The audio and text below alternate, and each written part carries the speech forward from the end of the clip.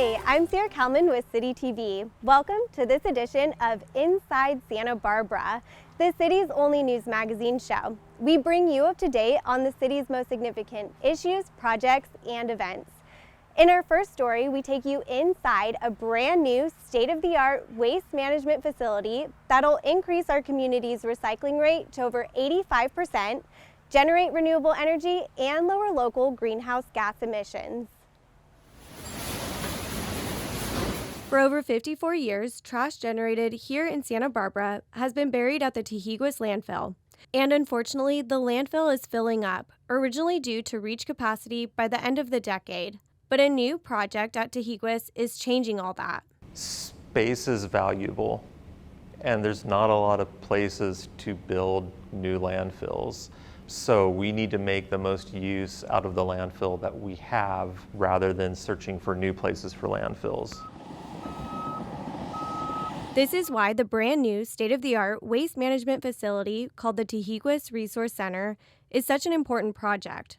The facility will dramatically increase the amount of trash that is diverted away from the landfill.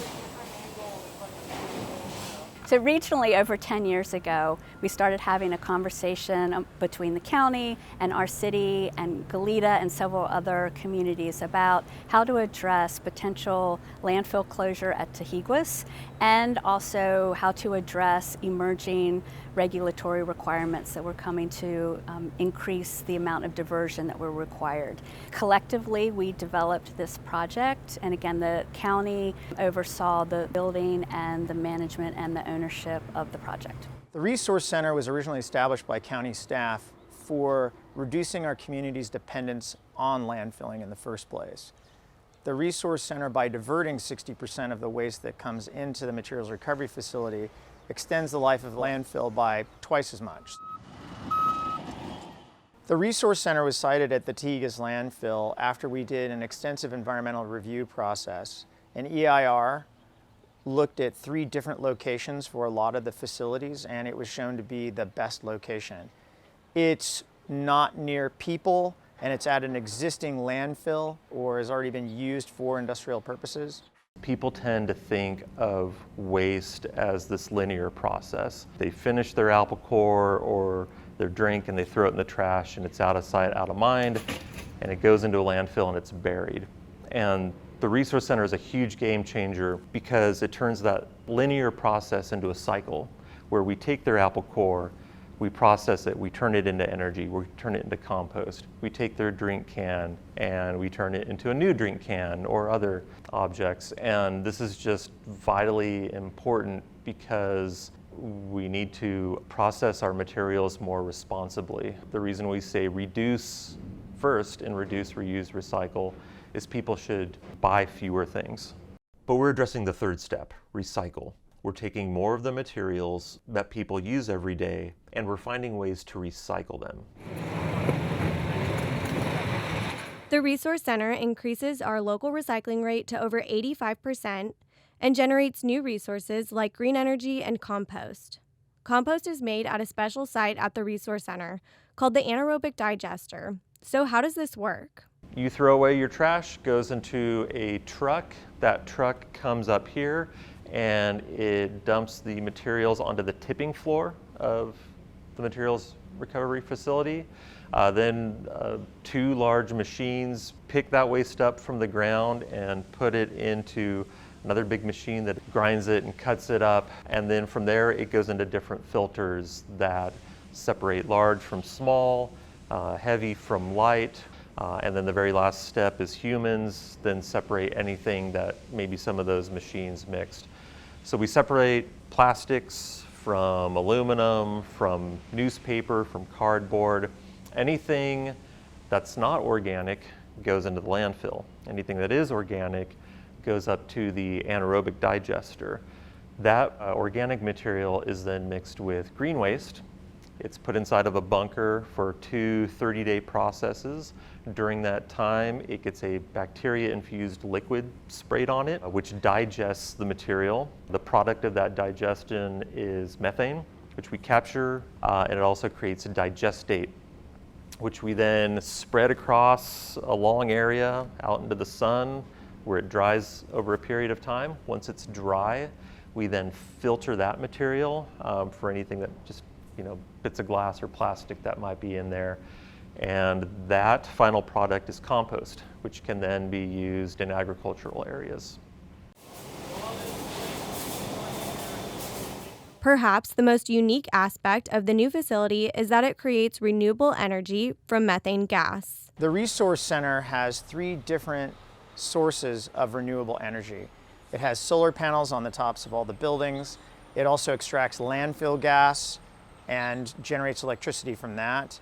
And finally, the anaerobic digestion facility portion of the Resource Center processes organics, creating biogas, which is methane, and that also generates electricity. It's enough electricity to have the facility entirely self-sufficient, plus electricity to power about 3,000 homes. The Resource Center is an incredible source of renewable energy for our community, but probably the most important thing is it's the single largest project that reduces greenhouse gases. It reduces greenhouse gases by the equivalent of 28,000 vehicles on the road every year.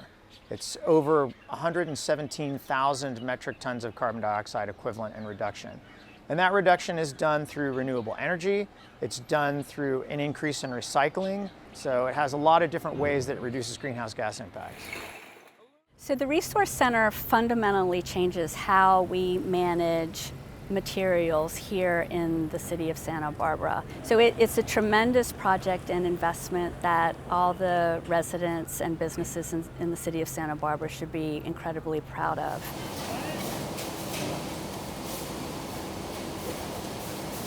If you would like to take a tour at the Tejiquas Resource Center, submit a tour request on their website, lessismore.org. In our next segment, we continue our homelessness video series by taking you inside a day in the life of CityNet. Day after day, CityNet engages with Santa Barbara's homeless, addressing issues in a direct, hands-on way. They value the importance of this direct contact and collaboration with not only the individuals they serve, but the impacted communities as well, helping all to work towards one common goal. CityNet is a nonprofit organization that provides homeless services to individuals that are experiencing street-level homelessness. So what does that mean? That means that we go out on the streets and go to where the clients are at and offer them services, and ultimately the goal is to get them into housing. Through their case management and street outreach approach, they hope to end street-level homelessness. They began their efforts back in 2005 through collaboration with local faith organizations as well as city organizations. So our executive director actually lives here locally in Santa Barbara County, and so he was seeing the impact of individuals experiencing homelessness in the city, and so he came to the city and spoke with them about what they are doing to address this. And so we applied for a grant through the county of Santa Barbara, which we were granted in 2019, which allowed us to come into the city and provide outreach services and connect individuals to housing. The establishment of the HEAP grant in 2019 was an important step towards getting things started for CityNet in Santa Barbara. The original grant actually expires this year, but because of the positive results, they were able to get another round of grant funding that will continue to push results in a positive direction. The HEAP grant actually expires and ends June 30th of this year. But the good news is we actually, CityNet secured a grant that they put in for with the county, the continuum of care, where most all of the state and federal funding is funneled through. And it's called ESG, or Emergency Shelter Grant. And that is actually going to be continuing our project from HEAP to be able to still provide those services, and it is expanding into the county at that point. As important as the HEAP grants have been, none of the results to date would have been possible without the individual outreach workers who tirelessly work with clients every day. Within our organization, you have to have the passion and the determination and the love for the clients that we serve. So in our interviews, I say, you need to eat, breathe, and sleep homeless services. We all wake up in the morning and we want to come to work. The work that we do is so fulfilling, and the joy that we get from seeing our clients' success is just, you can't measure it. So when I do interviews with candidates for our organization, the passion really needs to be there. Every day is a new adventure. Nothing is going to be the same each day. There's over 600 homeless individuals in Santa Barbara. We need needs 600 plans for these individuals. It's not a one-stop solution. Everybody is an individual that has to have their own plan and own solution. So really the workers that work for our agency and our case managers, they come in with a dedication and love for serving and helping clients on their way to their next journey. In Santa Barbara, CityNet has 12 case managers, each one with a varying number of cases that they work with on a daily basis. There is no such thing as a typical day. Usually the typical day is you start with a plan and your plan gets totally changed. For me, I'm in a lot of meetings, again, collaborating with our other agencies. I really believe it takes a village to help create change in a community, and so I really love my role of connecting and creating those types of relationships. And for my case managers, they come in around 7:30 in the morning. They go for outreach, and so each team has different designated roles. Some outreach go into encampments and off the beaten path. They're going into creeks, they're hiking mountains, they're going in the railroads, and then others are doing city outreach on State Street, Milpas, and Waterfront, and those are considered like the hotspot areas where we're trying to help the neighborhoods and the business owners as well as our clients create a better culture in the community. And so case managers come in, they meet their clients out in the fields, they do their paperwork out in the field, so we don't have an office where clients come and meet us. We bring everything that they need, their applications, our computers are all run through hotspots, and so we do all of that out in the field. There's trauma, there's crises, there's transportations, there's housing applications, lease signings, move-ins, anything it really takes to be human is what my case managers are in charge of. These are cases that the outreach workers put months of consistent time into on an individualized basis that reaches all over the Santa Barbara area. Through the Housing First model, we have found that placing someone into housing first and addressing that insecurity of having a place to live and be able to sleep, cook, shower, and have stability is really the key to being able to address all the other issues that a client may be experiencing. In addition to the Housing First model, CityNet recognizes that helping combat street-level homelessness is not as simple as just providing housing. It takes building a relationship of service providers from a wide range of agencies. You have to prepare people to be housed. You cannot just put them in housing. So as Governor Newsom has opened up funding for people to be more lucrative for people to create permanent housing, we as a community need to really create transitional housing. Our shelters here cannot accommodate the number of people we have, and so many of our homeless are against being in a shelter. It's not because of the rules or regulations, it's just because it's the pure mass of people that are in there. It is so difficult for them, and we learned through the pandemic that they actually did better outside. So shelters should be transitional too. CityNet workers have to be prepared for anything. They have to continuously check in with these individuals. City housing staff has seen the positive results from the consistent attention that CityNet workers continue to give to their clients even after they have been housed. It is called Permanent Supportive Services.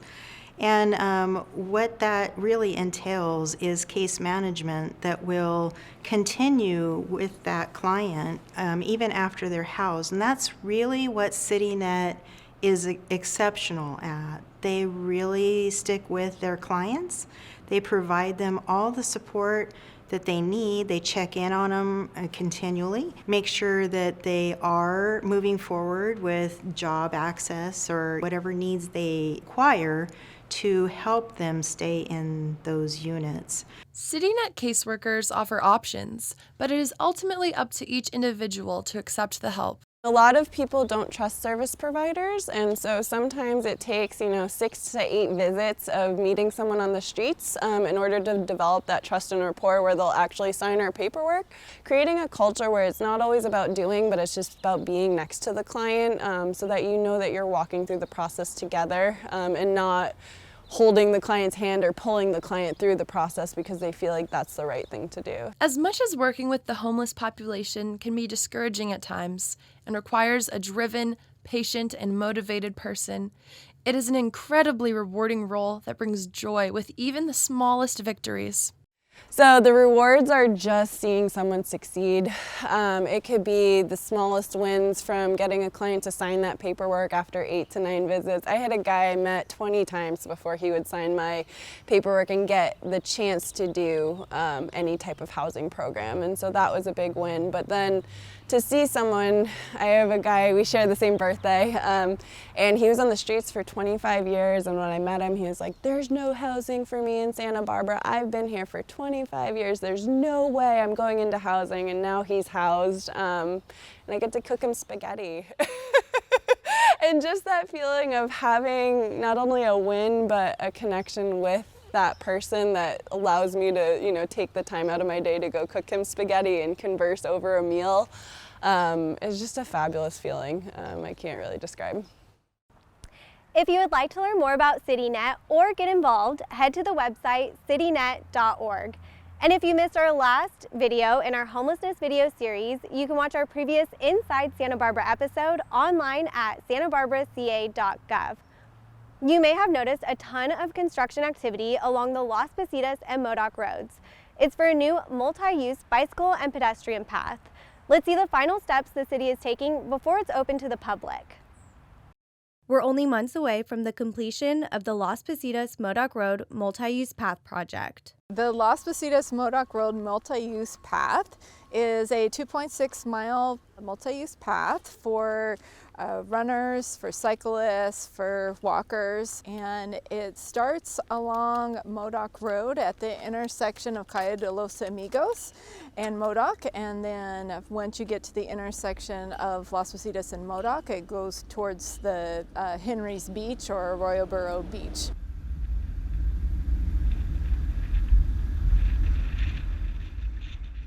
So construction began in September 2020, and it does have about an 18-month construction duration. So that should be completed by March of 2022 next year.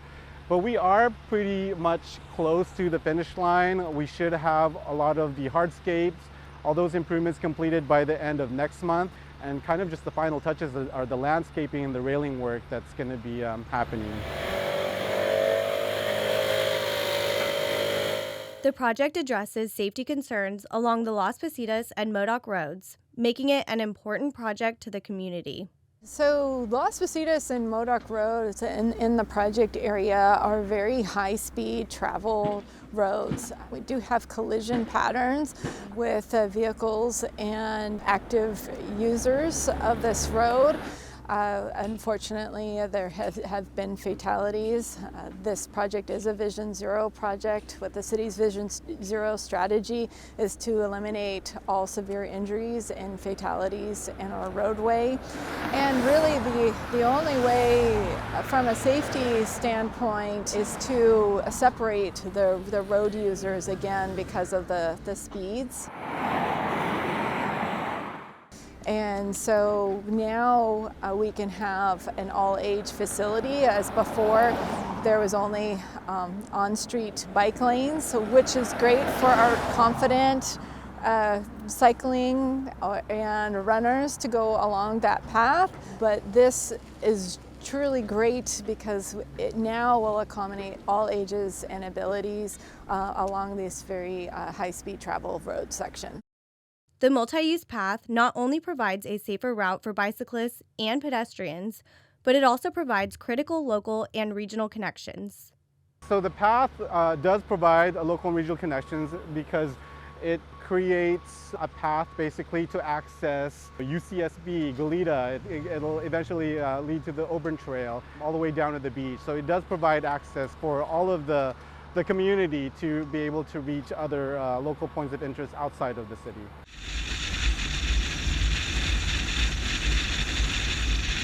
The multi-use path project had been in the city's bicycle master plan for decades, but had always been a challenge to implement.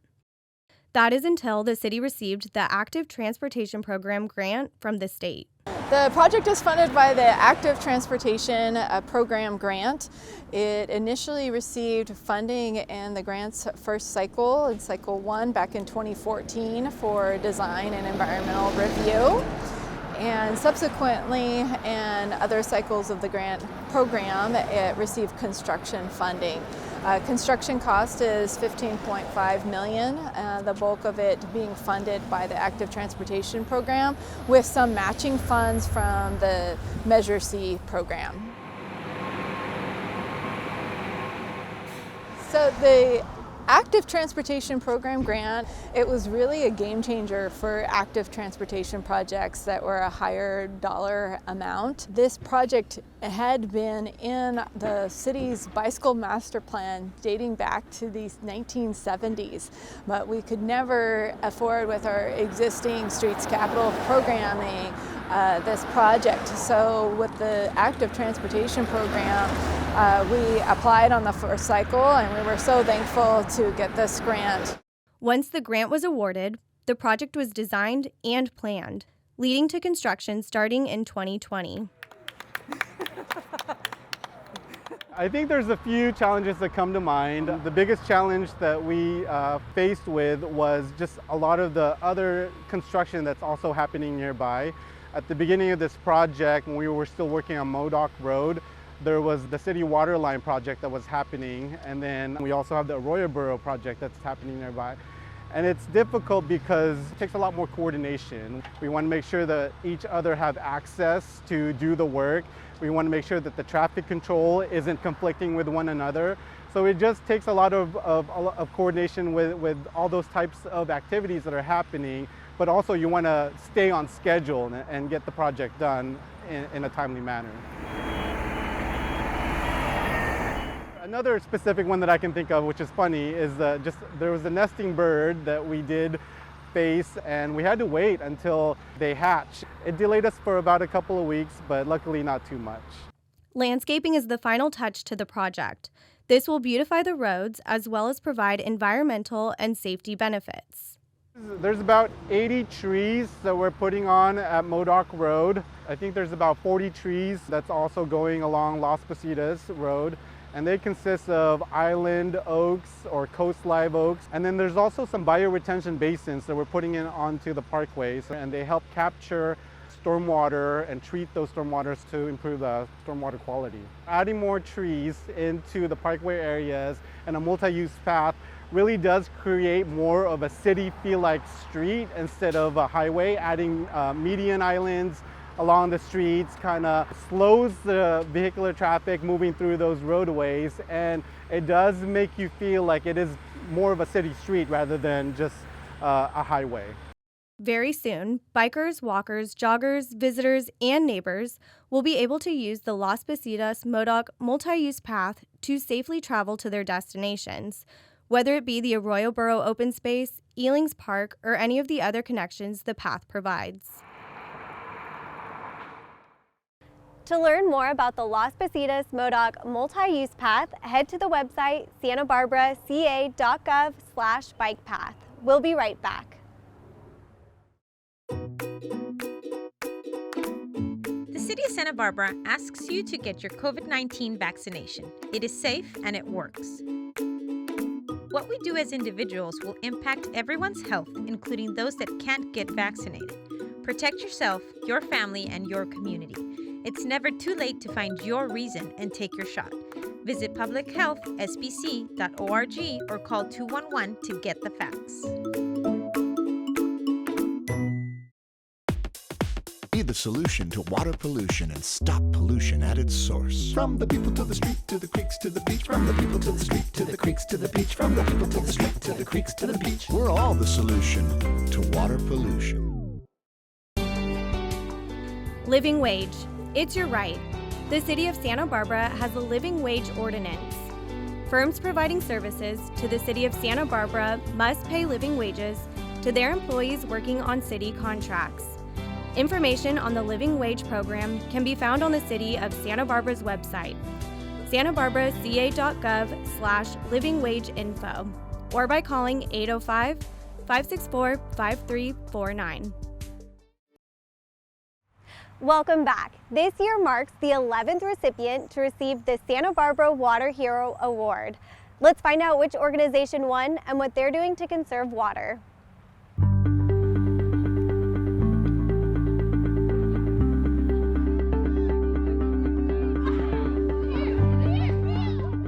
Since 2011, the Santa Barbara Water Conservation Program has been giving out the Water Hero Award to organizations, businesses, and individuals to highlight those that go above and beyond in their water conservation efforts.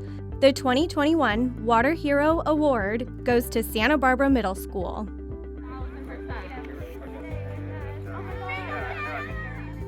In 2015, Santa Barbara photographer, environmentalist, and educator Ernie Brooks II gifted to Santa Barbara Middle School a permanent home, the former Jefferson School campus on the Riviera.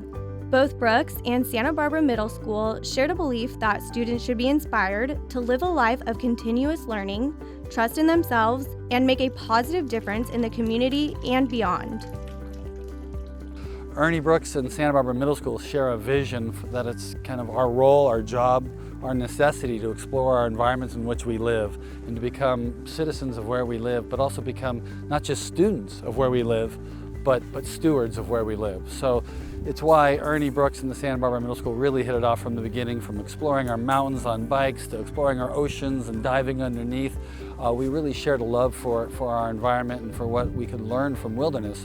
But we also shared that how important it was and how important it is to protect those areas and our communities and learn from that relationship between our communities, both human communities and communities of nature. With a permanent home in place and with the help of Regenerative Landscape Alliance, a plan was put together to make the middle school a place of education, conservation, and sustainability. Brian and I took the team approach on this whole process and trying to really put together a really good team that enabled us to really shine here on campus, and then hopefully we can then bring the students into the mix, and then we can bring other schools into the mix, and we can show them what we're doing and how we're integrating it into our classrooms or our curriculum or different things. We get to approach this whole campus, from an ownership point of view. We get to start dreaming again about what we want to plant, what we want to do, what we can teach. And so we've drawn up with our work with our facilities manager, Will Fredericks, and with Regenerative Landscape Alliance, kind of a plan for how we want to approach making this campus our home. And that includes, we want everything to flower, to fruit, to produce, to pollinate, to shade, to provide habitat. And that alliance of these parties working together, then reaching out with all sorts of other people in our community, experts in the field, to help us do that, to bring in indigenous species, to figure out how to work our gardens and how to fill our salad bars and how to sustain our kids in a more kind of environmental friendly way is all part of what we're learning. So we are just in the first phases.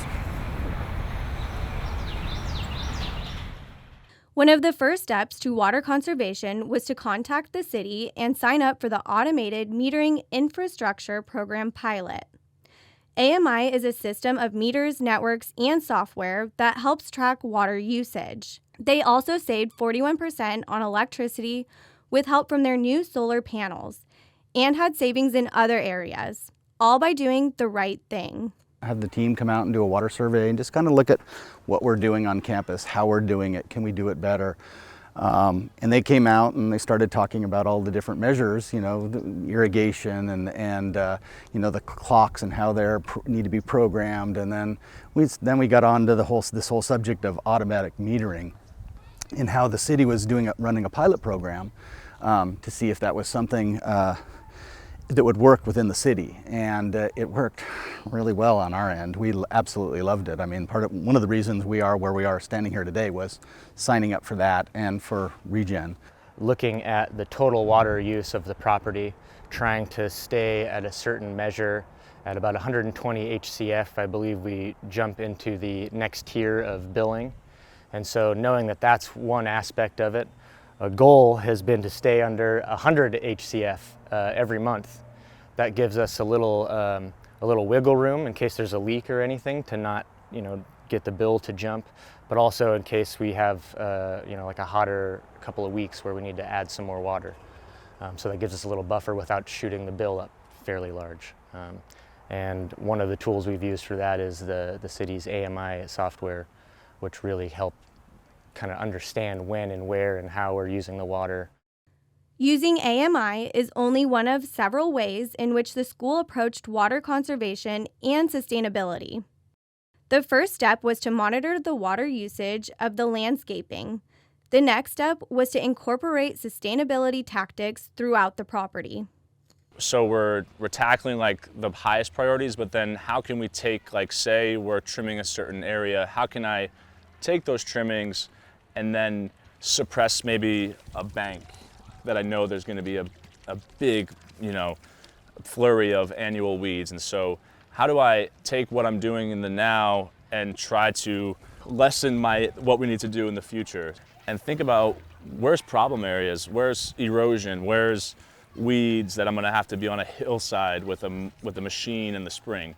How can we eliminate some of that? Starting on day one, we just turned the water in half. We cut the water in half on the lawn.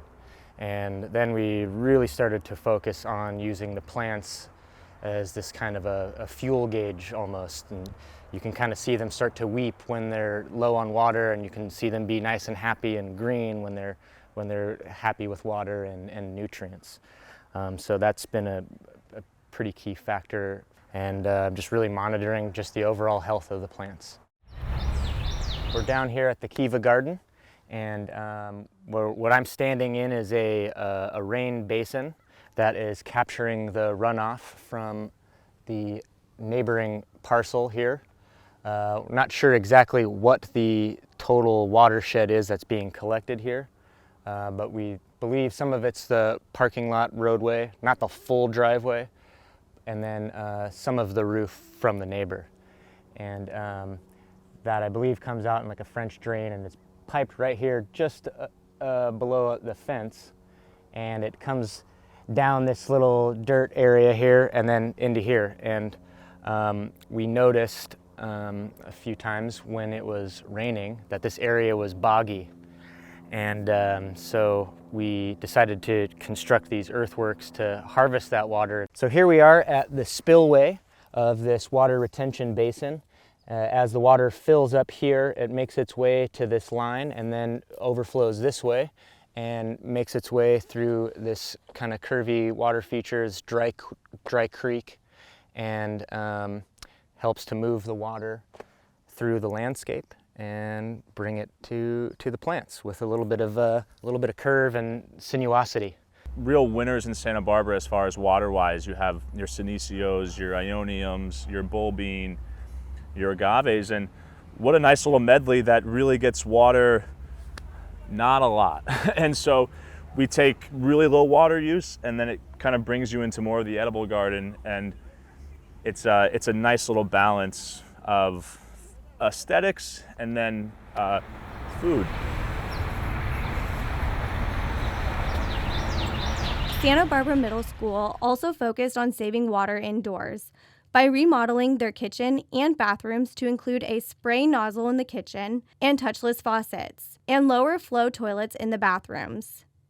The middle school continues to be committed to conservation and sustainability, now and in the future.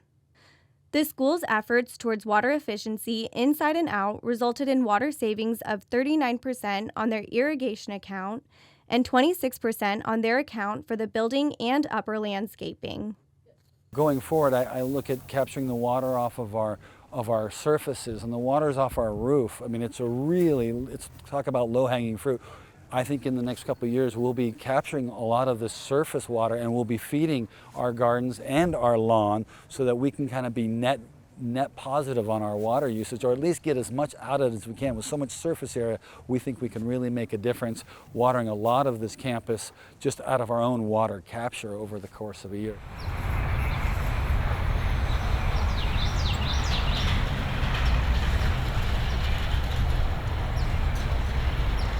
Getting this award is kind of a culmination of all the hard work that our teams put in to this project, because it's not an overnight thing. We've been doing this since I came on board 8 years ago. It's been one of our focuses is sustainability. It's greening the campus. It's solar on the roof. It's water catchment. It's infiltration points. It's all these different components have finally kind of come together, and it's really, for me, it makes me really excited about where we are going for the future as well, because I feel very blessed to be able to work with the people that we're working with to make this happen.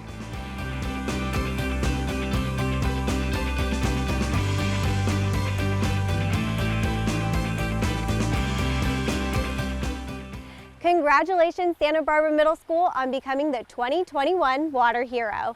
To view past Water Heroes, head to the website santabarbaraca.gov/waterhero. Up next, see the new bridge that's connecting the Las Positas-Modoc multi-use path with the Arroyo Burro open space.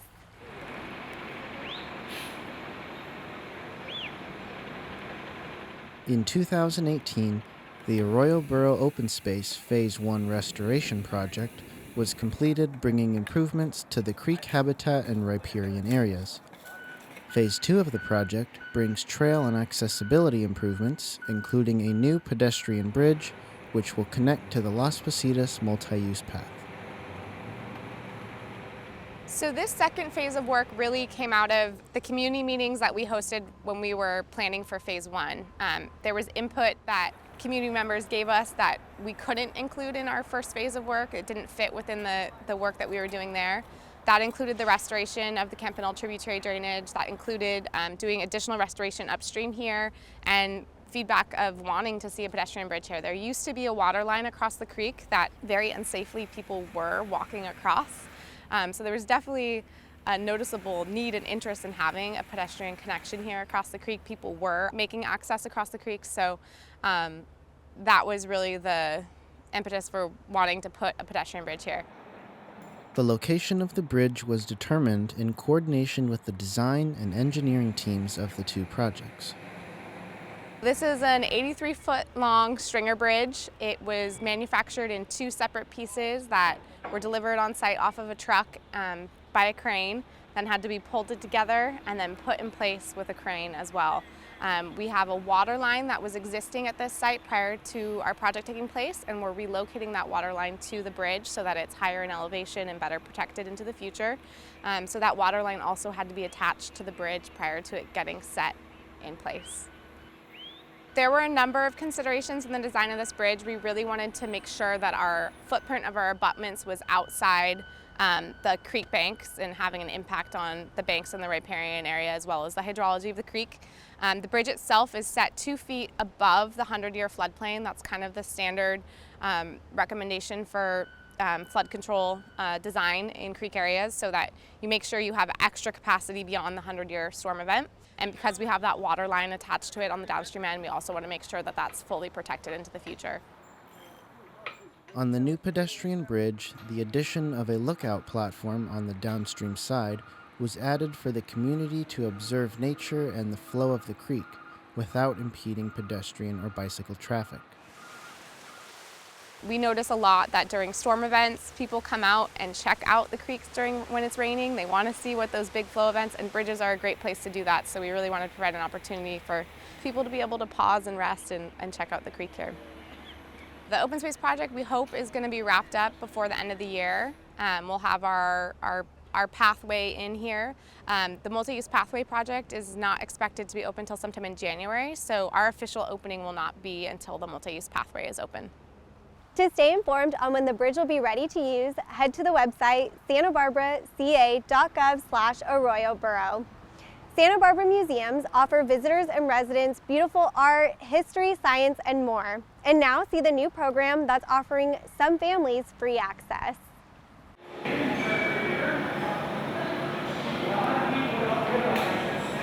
17 museums around Santa Barbara County are participating in a new program called Museums for All. Museums for All advocates for access that allows low-income families to explore their local museums at a greatly reduced cost. Every day the museum is open, year-round. This ensures that families of all backgrounds are welcomed into the museum world and encouraged to come together and learn about history, science, art, gardens, animals, and more. Throughout Santa Barbara County, a wide variety of museums are offering discounted rates for qualifying families.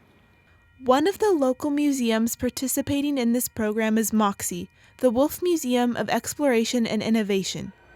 Moxie opened in 2017, providing a hands-on, interactive learning space for families to explore science and art-related topics. Robin Goza, president and CEO of Moxie, is excited about their participation in Museums for All. Museums for All is a program that allows people to come in to the museum, and it removes some financial obstacles. So by presenting an EBT card, which is electronic benefits, which you might get for food assistance programs, then by presenting that card, you receive either free $1, $2, or $3 admission to participating museums. Sarah York Rubin, Executive Director of the Santa Barbara County Office of Arts and Culture, says inclusion is important to our community. Museums for All is a marvelous way to encourage lifelong museum-going habits and make it an activity that all families can participate in. It's really special. This program was entirely initiated and led by our local museums, and they came together in this really beautiful partnership to try and increase access and exposure for community members to be able to participate in all of their wonderful collections and programs. Located right in the Santa Barbara Harbor, the Maritime Museum is another institution that is joining hands in the Museums for All program. Greg Gorga, Executive Director, explains that their mission of providing access to learning about Santa Barbara's nautical history fits perfectly with the program. Since we opened our doors in 2000, we've always been working with low-income families. We have an overnight program where kids spend the night on the tall ship, and 2/3 of those kids over the past 20 years who have participated in that came from Title I low-income schools. So we really believe that every child should get out on our ocean, learn about our maritime history, and be a part of the Santa Barbara Maritime Museum and all it has to offer. In a much different type of environment, the Museum of Contemporary Art Santa Barbara boasts an aesthetic gallery of modern art fixtures piquing curiosity of all who visit. Alexandra Terry, Chief Curator of the MCA, is excited about the opportunities that Museums for All brings. We want to be sort of a community hub and sort of a cultural center for Santa Barbara, and educational programming is incredibly important to us, and one of the programs that I think is making a change in the community, we hope that it will make a bigger impact, is our Emerging Leaders in the Arts program, which is for individuals who identify as people of color who are essentially interested in curatorial practice or museum studies. And it's a fellowship that gives them the opportunity to shadow individuals at the museum and learn about the museum worlds. Every community looks a little bit different, but we've looked at Santa Barbara County demographics, and we look at the demographics of the visitors who walk through the doors. And so we want the visitor demographics to more closely match what we know about the people who live and work here in Santa Barbara County. So that's the real measure of success, is when we can see visitor demographics match our county, then we know that we're being truly representative of our community. Diversity is critical to innovation, to creative thinking and problem solving. And so diversity is there in terms of ethnic backgrounds, financial backgrounds, language backgrounds. So the more people who we can have, experiencing our museums, then the more creative minds are put to work to solve the challenges of the future. Through Museums for All, each museum is offering specific discounts to make museum going more affordable for everyone. So here at the Santa Barbara Maritime Museum, we provide a discounted admission for families. We don't care how many people they bring. And then if you want a family membership, which normally at the Santa Barbara Maritime Museum is $75 a year, Museums for All, it's only $20. So we get the whole family in here, and they can keep coming back and enjoying all of our programs that are open to all of our members. So it's a really nice way to have access for low-income families. So admission to the Museum of Contemporary Art Santa Barbara is free, and it has been the case for decades, and it's really important to us that we're an accessible resource for our community. So really we wanted to partake in Museums for All in order for our community and the expanded community to become aware of our offerings and just know that we're free all year long, which is something that is one of the core sort of missions of our institution. So here at Moxie, we offer $1 admission to all of the family members who are coming in presenting that EBT card. So, so they have access to our makerspace, the innovation workshop. They've got access to all of the exhibits on all 3 floors of Moxie, our interactive media track and the changing exhibits there, so they get full access. Museums for All is making a profound impact in Santa Barbara and in the lives of families all over the city. Whether you go on the weekend or on your kids' day off, museums are a great way to learn about arts, culture, history, or science in an innovative and inspiring setting. We're a big supporter of Museums for All. We're so proud of almost 20 Santa Barbara County area museums who have come together to really open up their doors in bigger and broader ways. And our area is actually second in the country only to Chicago in terms of numbers of museums that are participating. And so it's really exciting to think of all the cultural spaces that are here and just the opportunity for our residents and community members to go enjoy those spaces. And museums are very important for our community. You know, we learn about our history, it makes us appreciate our future, it helps us change our future. And you know, especially here because we talk about the environment, we talk about all the different ways we interact with the ocean, and you know, this is a coastal community and we have such an amazing Santa Barbara channel. It's so sad to me when and this has happened where we have 10-year-olds, 14-year-olds who have never been to the ocean.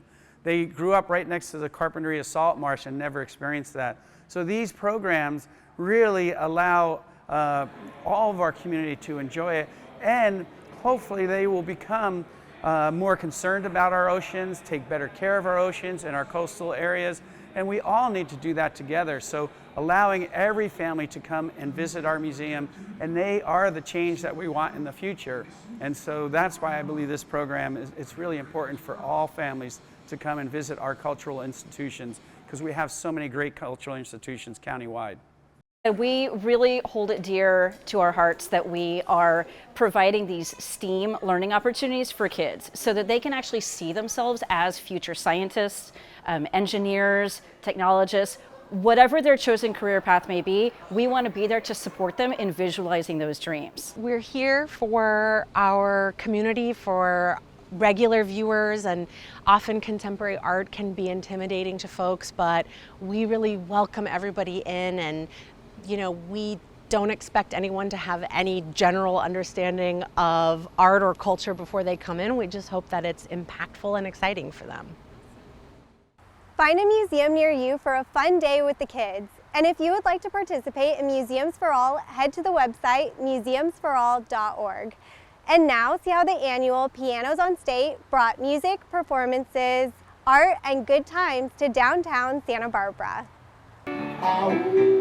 Werewolves on London.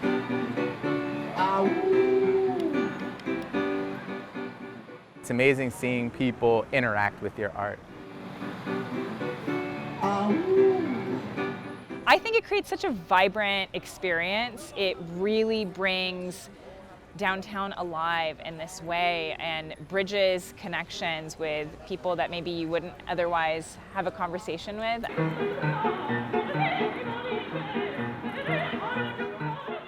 This year's Pianos on State Street was a hit, with new decorative pianos and a variety of talented performers. So 12 years ago, Pianos on State was suggested as a concept for the downtown corridor as a way to bring music, art, access. It was actually a group of artists that kind of originated the idea, along with the Museum of Contemporary Art, which was the Contemporary Arts Forum, and the Santa Barbara Bowl, which has been a lead sponsor, and then the county and the city coming in for logistics to help really make it happen. And it was one night or two originally, and 3, and we had to take them in every night and cover them every night. And then each year it's progressed a little further to be a few more days, and we've started to really formalize the calls for artists, and it's gotten very competitive. This year we had almost 30 submissions to paint pianos, and we only had 11 pianos to paint. So lots of people wanting to paint pianos, which is a great sign. The Pianos on State Street spontaneously reintroduces music and art into people's everyday lives. And you don't have to be a professional to play.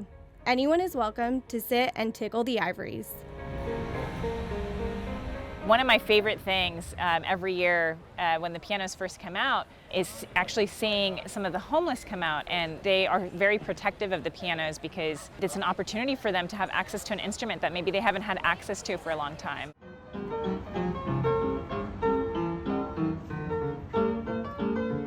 Many State Street visitors have tested their skills on the keys or have stopped to listen and enjoy the music. Each piano is unique, just like the artists behind each masterpiece. I've seen the pianos on State Street being done for several years, and I always wondered how I could be a part of it because I thought that I could bring something different and new to it. Finally, somebody sent me the information on how to get in touch with the people here. So I filled out the form, gave them all the information that I needed, and that was in 2018 is when I did my first piano, and this one is my second. There's a jury or a panel every year, and it's got representatives from the downtown organization who are a great supporter of the program, representatives from the Santa Barbara Arts Collaborative. We usually have a representative from the Bowl, and then also a representative from our office, which is more feasibility than aesthetic. But can someone paint this? Because the artists only have a weekend to create their grand vision on a piano. You have 3 days, so I believe it's from 10 o'clock to 5 o'clock in the afternoon, 6 o'clock in the afternoon. So you get those hours from Friday to Sunday. Mine is a little different from the one I did in 2018. The first one was very colorful and more wave ideaed. Everything was at the bottom. This time I wanted to do a grayscale theme, and then also with like gold and the raw wood. I thought that that would bring everything together. With a straight, just black matte piano, it just makes everything else kind of pop out. Once the artists have completed their pianos, they're brought to State Street. We have 10 pianos in the State Street corridor. Most of them are actually fixed to pads that the city of Santa Barbara created to especially hold sculptures. And then we also, at the Santa Barbara airport, when people arrive or depart in the main lobby, we have a beautiful grand piano that's also a part of the Pianos on State that we refresh every year.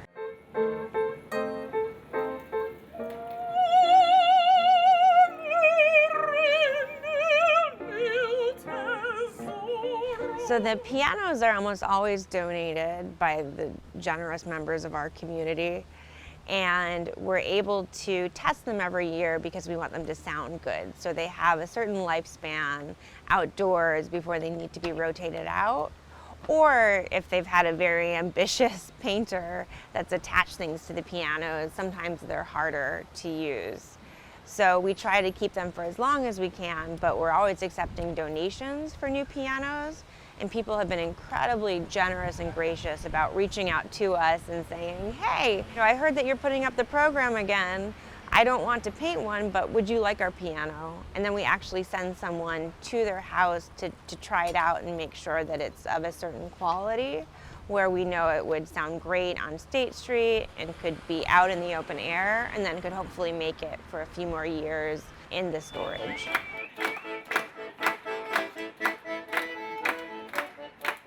Community partners behind the pianos on State Street work together to schedule special pop-up performances at each piano.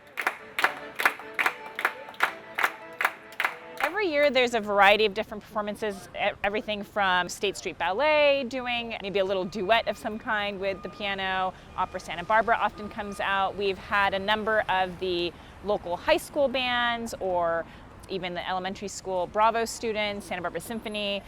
We've had a lot of young aspiring pianists as well. It's been a lot of diversity in terms of the types of performances that we've been able to do. So a big programmatic partner is the Santa Barbara Education Foundation, which works with schools all over the Santa Barbara area to bring student performances to the pianos.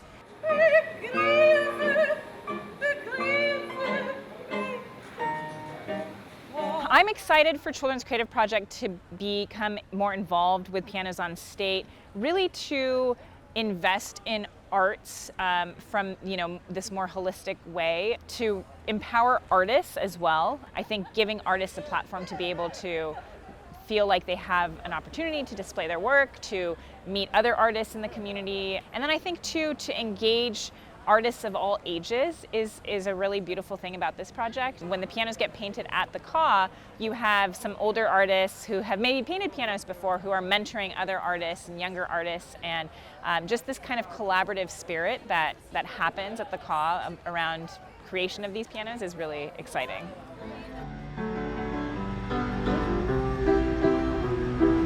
This project wouldn't happen if it weren't for all these amazing partners and community members that kind of come together. So the pianos they're donated from the community, and there's a number of our organizations, the Santa Barbara Bowl, Santa Barbara Arts Collaborative, Ed Foundation, County Office of Arts and Culture, Downtown Santa Barbara. We all work together to provide these missing pieces to put out the call for entries for artists and get the pianos painted, recruit student groups to perform. So it really does take a village, and if it weren't for the community as a whole being so welcoming and supportive of the project, it wouldn't continue to happen.